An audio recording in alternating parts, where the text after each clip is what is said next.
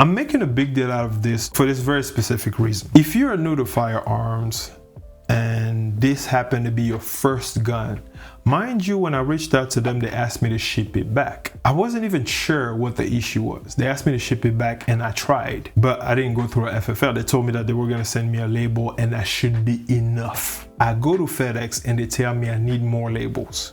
I know that it's our duty to know our laws, state laws, and federal laws. It's our duty to stay informed and up to date. If you don't know your laws, you can end up being a felon just by them sending you a label and tell you to ship it back like it was a pair of socks, or like you're returning a Bluetooth speaker.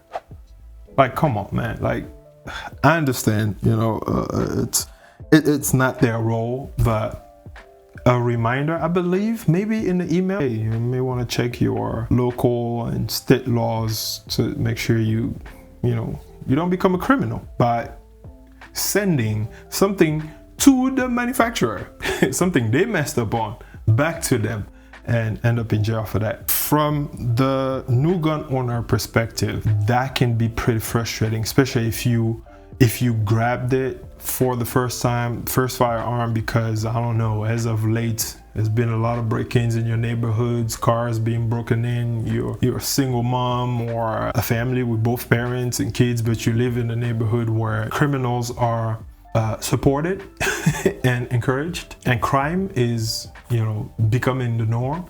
You may pick up this thing and not be able to use it, and have to figure out, do I send it back? What are the risks? If you don't know anything about firearms and don't even know that we have contents like this on YouTube, you may not even look this up.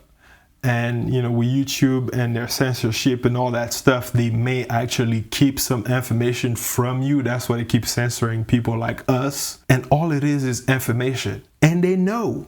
They can tell the difference between gangbangers, people you wish never even knew firearms existed, and responsible, law-abiding citizens that actually carry this thing to protect. They can tell the difference, but they choose not to.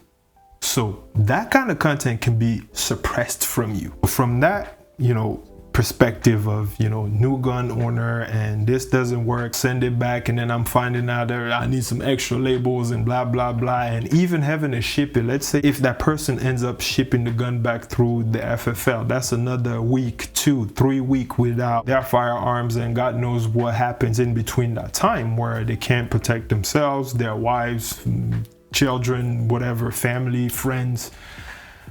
That's what I found frustrating. No sense of urgency. I mean, I emailed them on the 4th. They probably responded after 10 days or so. And from that time, just kept messing up shipments after shipments. I had to send them a diagram of an MNP 2.0, and I circled the parts that I needed so they know what I'm talking about. Because it didn't sound like they even knew they made those parts, or that the MNP 2.0 came with these parts.